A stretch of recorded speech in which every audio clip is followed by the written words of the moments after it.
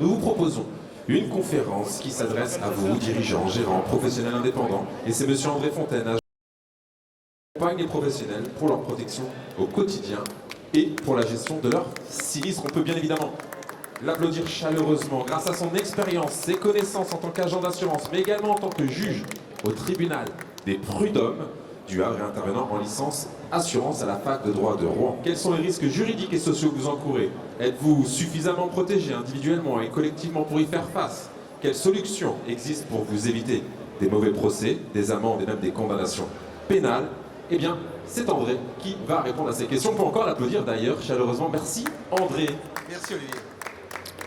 Première question, elle est ouverte. Est-ce que tu pourrais nous dire ta vision de la protection du dirigeant et sous quel angle tu l'identifies? Alors c'est une très très bonne question. La protection du dirigeant, en fait, bien souvent on pense sous un angle social, on pense sous un angle lié à la difficulté d'un accident, etc., etc. En fait, on va peut-être plus résumer, on va regarder trois angles. On va regarder l'angle juridique, parce qu'on va mêler la personne morale à la personne physique, c'est-à-dire l'entreprise et le dirigeant. Et puis ensuite, on va mêler l'angle social, et ça, pour moi, c'est quelque chose d'hyper important, parce que les litiges qui naissent du social peuvent entraîner des conséquences très lourdes au niveau d'une entreprise et pour son dirigeant. Et puis la troisième, elle est d'ordre économique, et elle est bien évidente, ce qui veut dire que ces trois compétences-là, ben, c'est pas en un seul homme, c'est pluridisciplinaire. Et si aujourd'hui, eh bien, au bout de 33 ans, je continue à me développer, c'est parce que je suis bien entouré. Et il ne faut pas oublier des métiers comme les avocats, les notaires, les experts comptables, qui sont j'allais dire, des experts importants dans la vie d'un chef d'entreprise. On va aborder d'abord l'aspect juridique. Les risques en entreprise sont pris par les dirigeants, par les gérants et plus globalement par les mandataires sociaux. Alors qui sont ces fameux mandataires sociaux? Alors les mandataires sociaux, on raisonne peut-être trop facilement en disant eh bien moi je suis mandataire social ou je ne suis pas mandataire social parce que je ne figure pas dans les statuts, parce que je ne suis nulle part. En fin de compte, c'est quelque chose qui est à voir de manière beaucoup plus large parce que c'est faux. Ce qu'il faut regarder, c'est plutôt comment la jurisprudence, comment la justice aujourd'hui résonne sur cette notion eh bien, de mandataire. On va parler de mandataire de droit et on va parler de mandataire de fait.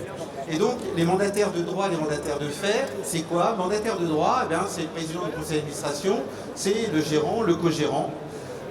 Le mandataire de fait, eh bien, c'est la comptable qui signe un chèque, c'est le RH qui fait du recrutement, dont les conséquences peuvent être très très lourdes, puisqu'en fait, il a la direction de contrôle et à un moment donné, il peut entraîner un dommage envers un tiers. Prenons l'exemple d'un RH qui recrute et il peut être accusé de discrimination raciale parce que son choix a porté essentiellement sur la couleur et non sur la compétence. Donc voilà un petit peu aujourd'hui la vraie difficulté que nous avons. Donc qui est mandataire? Eh bien en fait tous ceux qui participent de près à la direction, au contrôle d'une entreprise. Et donc, de quel risque parle-t-on exactement? Alors, en fait il est multiple. Et au bout de 33 ans, j'ai tendance à dire, je ne sais pas, j'apprends tous les jours. Et donc aujourd'hui en fait on pourrait donner 7 critères, mais il y en a de multiples. On va d'abord raisonner sur le droit social, ça commence essentiellement, bien par exemple, par le contrat de travail, ça commence par la notion de congé. Et les litiges qui reposent essentiellement prud'homme, ben c'est souvent sur les congés, sur les heures supplémentaires. En fait, c'est là où ça entraîne des litiges parce qu'on n'est pas d'accord. Et à un moment donné, on demande à des juges de pouvoir décider à leur place. Alors, la deuxième, c'est au niveau du droit du travail. Là, il y a une vraie complexité. C'est qu'on est vraiment dans l'obligation de résultat et non dans l'obligation de résultat de moyens. C'est pas parce qu'aujourd'hui vous donnez des casques à vos collaborateurs que vous êtes protégés. Le danger, il est véritablement dans cette obligation qu'ils le portent. Et s'il y a un accident dans l'entreprise, vous serez automatiquement mis en cause parce que vous n'aurez pas mis les moyens pour éviter. On parle d'évitement. Donc on est mis en obligation de résultat et non pas en obligation de moyens. Et il y a un nouveau degré de jurisprudence qui est mis en avant et je pense que les avocats seront meilleurs orateurs que moi pour y aller, mais c'est essentiellement l'obligation de résultat de moyens. Donc on voit véritablement qu'il y a un degré supplémentaire. Le droit des sociétés, eh bien on en parlait tout à l'heure, la personne morale. En fait, les règles de constitution de société, les statuts, le capital, une erreur dans l'élaboration peut entraîner une responsabilité ou des responsabilités en cascade et donc peut amener derrière l'entreprise, voire même le dirigeant à titre personnel, à être condamné pour avoir fait des mauvais choix. Et là encore, j'invite à réfléchir en amont à cette constitution de société, puisque c'est là où tout commence. Le droit de la consommation, eh bien, je vais vous prendre un exemple très vite. C'est le commercial qui ne respecte pas l'obligation de droit de rétractation. C'est le chef d'entreprise qui n'est pas clair dans ses prix. J'ai eu l'exemple il y a peu de temps sur de la vente et réparation de pare-brise, où en fait la direction régionale de la répression des fraudes est venue dans un professionnel automobile pour essayer de savoir si il était en règle avec son obligation de moyens d'afficher et d'expliquer les prix qu'il pratique. Et on s'aperçoit que c'est extrêmement complexe parce que, eh bien, sur un pare-brise, moi j'ai appris qu'il y avait du temps horaire et qu'il y avait, eh bien, derrière du temps constructeur. Et ce qui veut dire qu'en fait, si les deux ne sont pas réunis, s'il n'y a pas une transparence, le chef d'entreprise peut être amené à devoir s'expliquer devant le procureur ou éventuellement même s'expliquer en justice avec des risques qui peuvent aller jusqu'à 200 000 € d'amende. Concernant le droit fiscal, eh bien, là aussi c'est une compétence qui nécessite eh bien, des avocats fiscalistes ou en tout cas des spécialistes. Le problème de la TVA, on va toucher là le domaine par exemple du bâtiment, on a la TVA à 5, on a la TVA à 10, la TVA à 20. On met laquelle? Donc on sait très bien qu'on est en France et que l'art de la France, c'est de faire les choses compliquées quand elles peuvent être simples. Donc là, dans le cas présent, on voit que même sur un point de détail, on peut avoir un vrai problème. Et alors, la déclaration d'impôt, je crois que c'est le 10 day aujourd'hui, mais ceci, le 10 day, c'est le dernier jour pour déclarer vos impôts. Joliment dit ça. Et j'espère que c'est fait, parce que là aussi, les conséquences peuvent être très lourdes, à la fois à titre perso, on le sait, mais surtout à titre professionnel. Concernant le droit du transport, je ne vais pas aller uniquement sur le transport de marchandises ou le transport de voyageurs. Je vais parler de la camionnette et de l'artisan. La camionnette et l'artisan, eh bien, il est pressé, il est 6 heures, il faut aller livrer sur un chantier. Et malheureusement, il dépasse son PTAC, son poids total d'autorité en charge. Son salarié a perdu le permis hier soir, donc là il a cumulé. Et puis, il transporte des produits dangereux. Oxygène, acétylène, et il avait complètement oublié qu'il fallait les séparer. Donc là, on n'est plus sur une camionnette, on est sur un engin explosif. Donc les conséquences sont là très très lourdes. Dernier point, la faute de gestion. Et en fait, on se réunit, on se rend compte que finalement, on pourra en citer plein d'autres, mais je crois qu'on a 29 minutes, hein, c'est ça? Exactement, mais allez-y, vous êtes passionnant.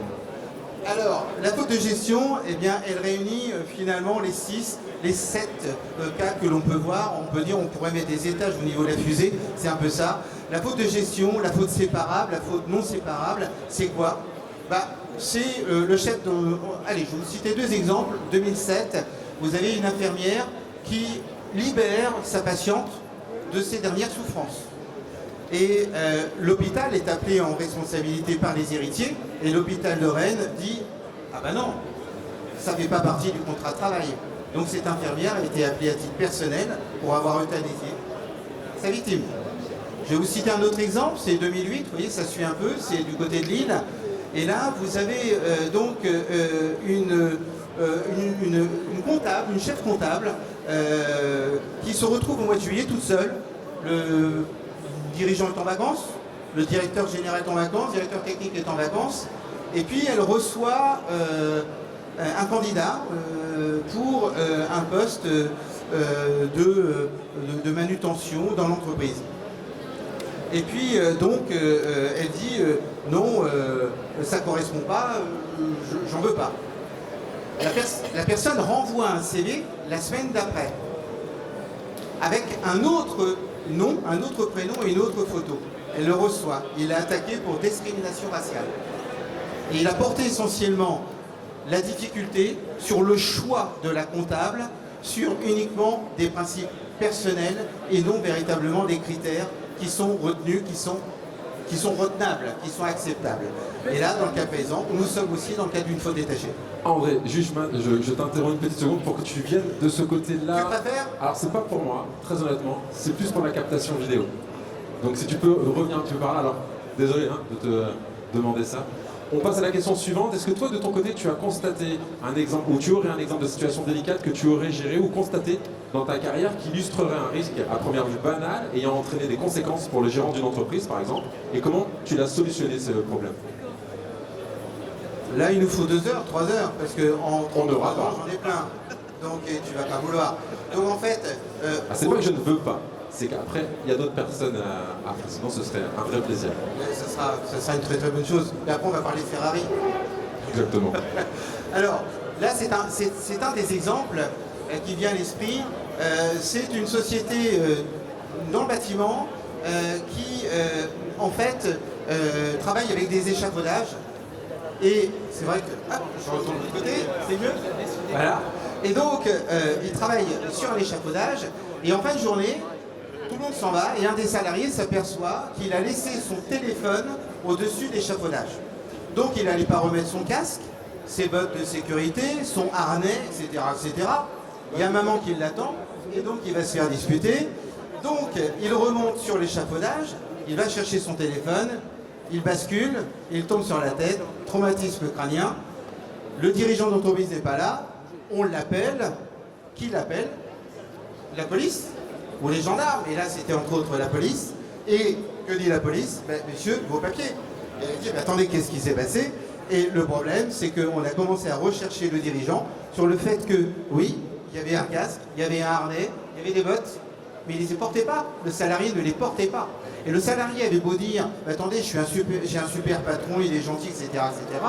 Eh bien, les tiers payants, c'est-à-dire la sécurité sociale, les complémentaires santé, c'est-à-dire les assureurs, on les connaît tous, et donc, eh bien, sont venus chercher en responsabilité le dirigeant.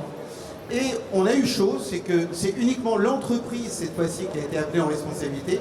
On aurait pu venir chercher le dirigeant sur la faute détachée. Et ça, c'est une vraie difficulté. Et j'aimerais qu'on y insiste tout à l'heure, c'est que la plupart du temps, on ne sait pas sous quel angle le dirigeant va être appelé. Mais sur ce coup-là, pour le coup, si je comprends bien, le contrat RCMS a protégé le dirigeant d'une telle grosse dépense. On imagine que les montants des indemnités versées peuvent être énormes.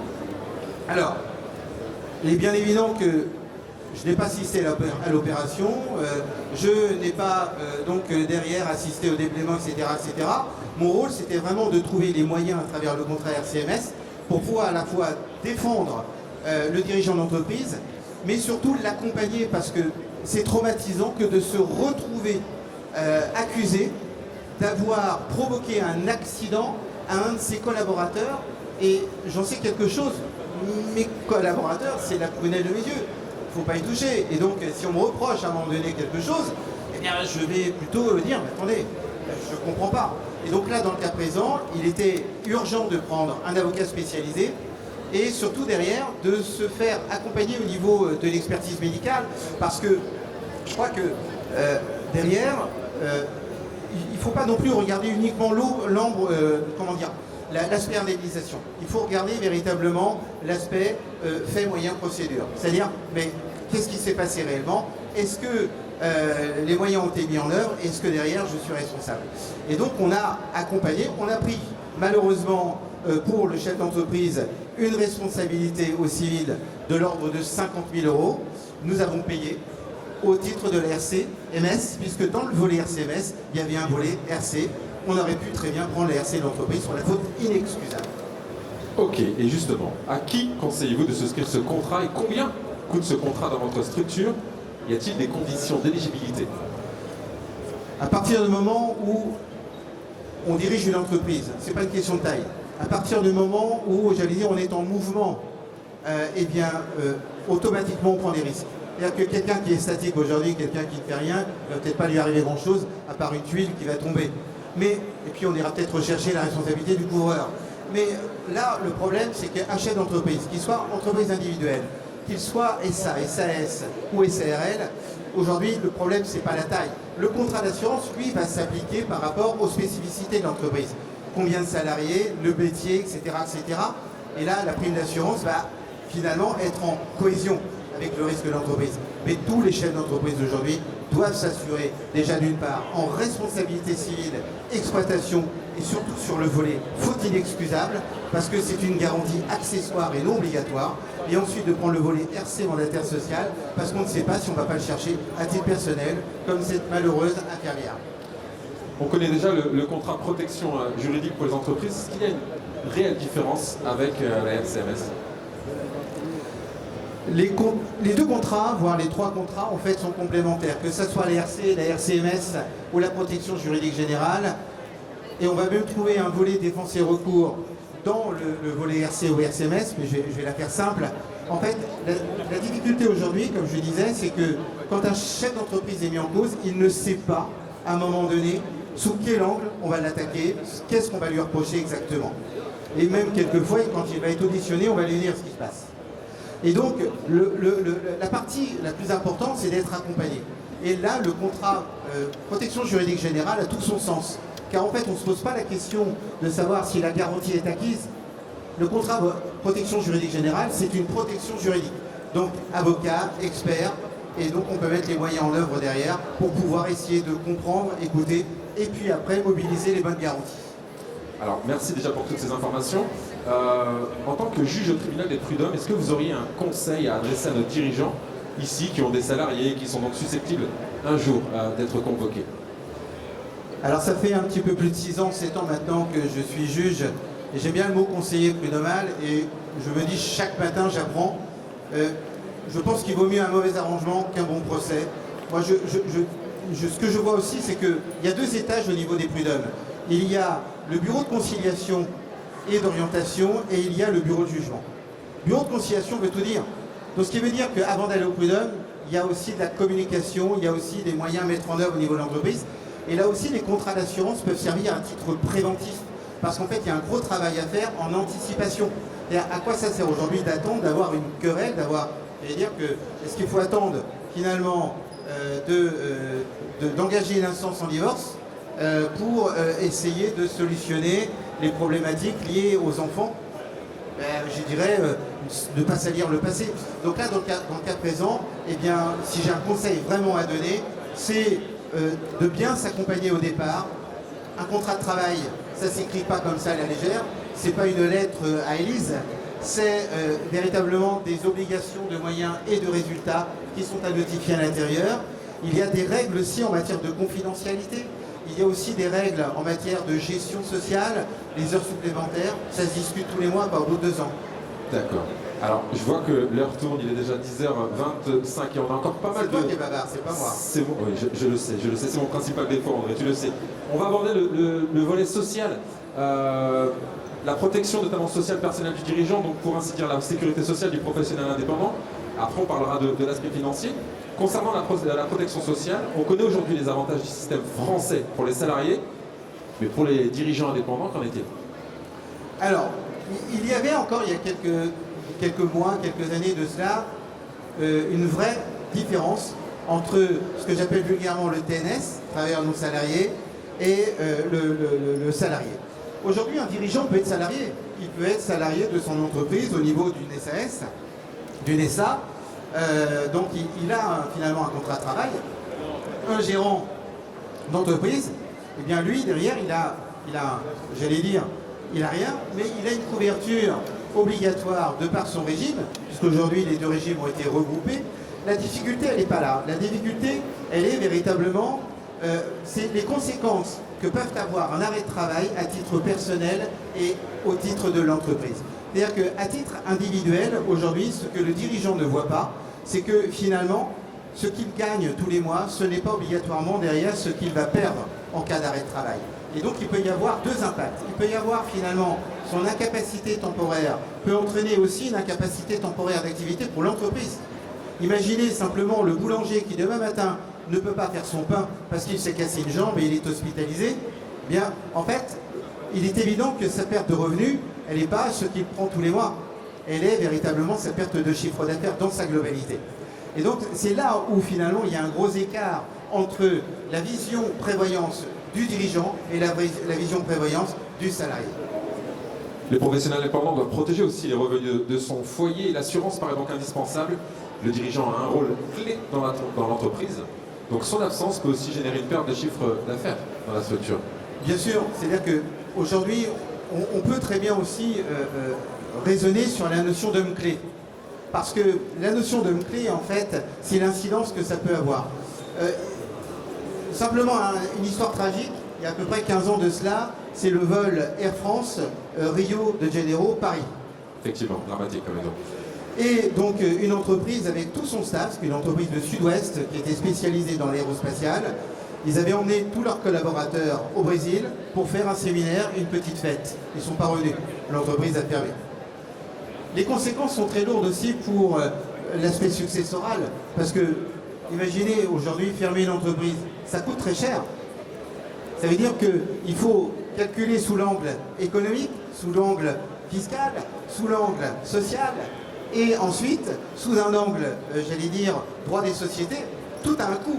Et donc, dans ces cas-là, eh bien, la vraie complexité, c'est plutôt de regarder l'homme clé et l'entreprise dans son ensemble.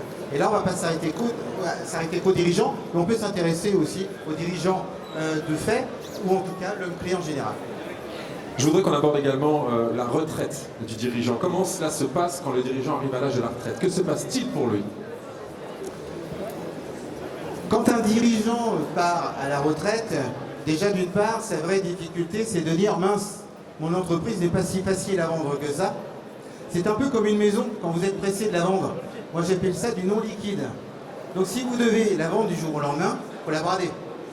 Et quand j'entends un chef d'entreprise me dire j'ai pas besoin de constituer ma retraite parce que mon entreprise, je la vendrai cher, eh bien, vous savez, j'ai un agriculteur un jour qui est dans le pays de Bray et qui a un GAEC de 500 hectares et il me disait André, on fait le même métier, toi et moi.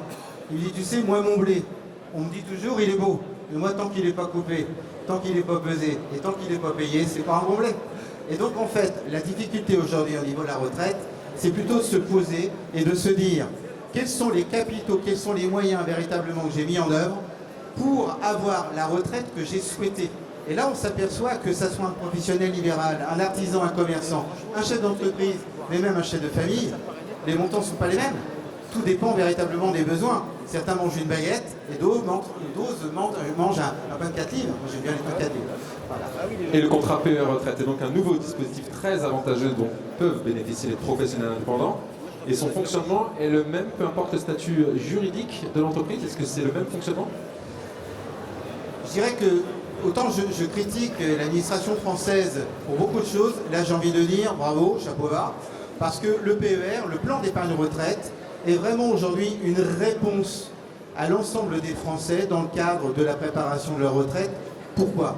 Déjà, aujourd'hui, nous étions sur les indépendants, sur un principe de loi Madelin, à savoir, c'est de la fiscalité en fait, je constitue ma retraite, mais je verse une somme tous les ans, mais je touche une rente à la fin. Avec le PER, c'est pas pareil. Le PER, on peut choisir la rente ou le capital. Ce qui veut dire que finalement, quelqu'un aujourd'hui qui a 10 ans pour constituer une retraite, 20 ans, 30 ans ou 40 ans, il décide donc dans ces cas-là de faire quoi? Il décide eh bien, de dire je peux mettre tant au départ, tant par mois, parce que je veux tant à l'arrivée. Et le PER répond à cette problématique. On voit en fait aujourd'hui dans ce slide que, eh bien, au niveau des professions libérales, un professionnel libéral sur deux est détenteur d'un plan d'épargne retraite, alors que tout à l'heure, on a vu que c'est peut-être celui qui s'en sort le mieux dans son départ à la retraite, avec un petit billet de 1000 euros ou 1500 euros par mois. Et on sait qu'avec 1500 euros par mois, on peut faire beaucoup de choses. Bien sûr, c'est vrai. Et comment ça fonctionne justement mensuellement? Combien faudrait-il verser mensuellement pour se garantir une bonne retraite quand on est indépendant? Eh bien, Parce que c'est une question que beaucoup d'indépendants se posent pour le coup. Bien sûr, mais tout est proportionnel par rapport à ce que les gens veulent pour leur retraite. Quelqu'un qui gagne aujourd'hui 3 000 euros par mois et qui veut une retraite à 3 000 euros par mois, eh bien, il faut qu'il sache véritablement le delta qu'il devra compenser. Si, par exemple, au niveau du régime de retraite principal et complémentaire, il ne touche que 1 700 euros, eh bien, il lui restera à reconstituer 1 300 euros par mois sur une durée qu'il va estimer à 85-90 ans. S'il part à 60 ans, vous voyez, il y a quand même beaucoup d'éléments à intégrer, à mettre en avant, ce que j'appelle moi, des variables. Eh bien, s'il a 25 ans de retraite, de droit à retraite, Ça veut dire qu'en fait, il va devoir reconstituer le capital, et pour reconstituer le capital, on va le déterminer en nombre d'années. Et là où ça va mieux, j'entendais tout à l'heure Naïk me dire, super, les taux baissent, mais pour l'instant, les taux sont assez élevés, et les rentabilités sur les contrats d'assurance retraite et d'assurance vie sont meilleures que l'année dernière, il y a 2 ans. Et donc en intérêt composé, on voit que à chaque fois que l'on verse, eh bien, tous les ans, ce sont des intérêts simples qui deviennent des intérêts composés. J'ai donné 100 €, je vais toucher peut-être 103, 104, 105 à la fin de l'année. Et l'année suivante, les 104, 105 seront à multiplier par le taux de l'année. Donc ce qui veut dire qu'au bout du compte, quelqu'un qui a versé finalement 10 000 €, eh bien, au bout de 40 ans, peut peut-être se retrouver avec x8, x10 ou x6. Donc vraiment, ça sera un bilan personnalisé. Il y a un autre point qu'il faut regarder, c'est des choix stratégiques. J'ai des chefs d'entreprise qui ont l'immobilier d'entreprise. Qu'est-ce qu'ils vont faire? Qu'est-ce qu'on va faire? Est-ce que derrière cet immobilier d'entreprise, on va le remettre dans un contrat d'assurance vie, ou pourquoi pas déjà arbitrer dès maintenant en allégeant? On peut préparer sa retraite 5 ans, 10 ans à l'avance en allégeant et disant ben, je vends mon bien immobilier et je verse tout de suite sur mon PER pour répondre assez rapidement à mon besoin le jour où je pars. Et niveau mutuel? Ah, la mutuelle on en fait parce que ça fait partie de la quadrature du cercle. Quand on dit j'assure la famille, j'assure l'entreprise, je ne vois pas assurer la famille et l'entreprise sans la mutuelle. Donc ça veut dire qu'en fait aujourd'hui, quand on raisonne approche, j'allais dire, du dirigeant, on va regarder l'angle RC, on va regarder l'angle social, comme on l'a vu tout à l'heure, et dans l'angle prévoyance, la mutuelle en fait partie. Et la mutuelle, elle concerne le dirigeant, et depuis peu, elle concerne les salariés de l'entreprise, mais pas que. Elle concerne aussi la famille, les ayants droit. On va parler un petit peu patrimoine. André, si tu le veux bien. Maintenant, on va parler de l'aspect financier. Comment protéger son patrimoine professionnel et comment protéger ses proches, par exemple, lors d'une session d'entreprise imprévue, ou comment préparer la transmission d'un patrimoine professionnel. C'est pas simple, ça. Alors, dans transmission du patrimoine professionnel, il y a déjà une première difficulté, c'est transmission d'entreprise. Et en fait, si on veut faire de la sémantique, on va parler soit de transaction ou de transmission. La transmission, pour moi, c'est j'ai mon fils qui veut s'intéresser à reprendre mon affaire, donc je vais travailler dans le cadre de la transmission. Mais en fait, sous cet angle-là, on va peut-être aussi regarder la notion de transaction. Tout seul, on n'est rien. On sait très bien qu'aujourd'hui, une entreprise ne vaut que par les gens qui la composent. Et donc, on peut très bien regarder à préparer finalement la transmission de son entreprise. Et donc, ça veut dire transmission pour son patrimoine. Et ça peut dire aussi, derrière, transmission pour les héritiers. Donc, quand j'ai un chef d'entreprise qui me dit « j'ai un petit peu de réserve », j'ai tendance à lui dire « eh bien, on va commencer, avant de vendre l'entreprise, on va commencer à placer les réserves sur des contrats de capitalisation. Ça va nous permettre véritablement eh bien, de pouvoir faire fructifier cet argent qui peut dormir.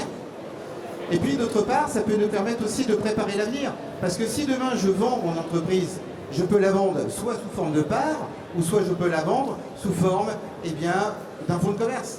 Et si je vends que le fonds de commerce, je vais garder ma coquille avec mes contrats à l'intérieur, et après je peux y faire tout ce que je veux bien. Donc ça veut dire que plus on aura mis d'outils en place, et mieux ce sera après pour le moment venu, le D-Day, quoi. Le D-Day, le fameux D-Day dont tu parlais tout à l'heure. Notamment, dernière question avant de te laisser partir. Aujourd'hui, tu proposes des bilans personnalisés pour les personnes qui souhaitent une consultation privée. Comment ça se passe quand vous évoquez? Est-ce que c'est des conversations, c'est des rendez-vous confidentiels? Est-ce que vous abordez tous ces sujets? J'ai 5 agences, plus de 20 collaborateurs, et en fait, ma fille aînée est médecin généraliste. Elle me dit toujours, tu sais, je ne suis pas cardiologue. À un moment donné, si j'ai un client, un patient, elle parle de patient, qui a un problème de cœur, mais au sens, j'allais dire, premier du terme, eh bien, elle envoie chez la bonne personne. On a en interne des solutions à travers des sachants. Donc j'ai des collaborateurs qui sont plus gestion patrimoine, qui sont plus gestion des risques, etc., etc. Et ensuite, on se fait entourer de sabiteurs. Et je crois que le dirigeant, en tout cas le client lui-même, ce qu'il aime beaucoup, c'est de savoir être accompagné et que surtout, il est sur la personne qui sait dire « je ne sais pas, mais je vais m'entourer de sachants » pour pouvoir véritablement répondre à la question. Après, c'est ce que tu as dit tout à l'heure, c'est vraiment du sur-mesure. Il n'y a pas aujourd'hui de solution généraliste, il n'y a pas de solution à généraliser. C'est d'abord de l'écoute, de l'analyse et ensuite du conseil. Merci beaucoup. On peut applaudir Monsieur André Fontaine. Merci à toi, André. Je rappelle les 5 cabinets. Donc il y a le cabinet au Havre, Graville, Le Havre, Conty, Le Havre, Bléville, Montivilliers, Saint-Romain de Colpost. 20 collaborateurs sont présents et seront présents pour vous accueillir. Encore merci beaucoup, André, pour toutes ces explications. Merci à vous tous.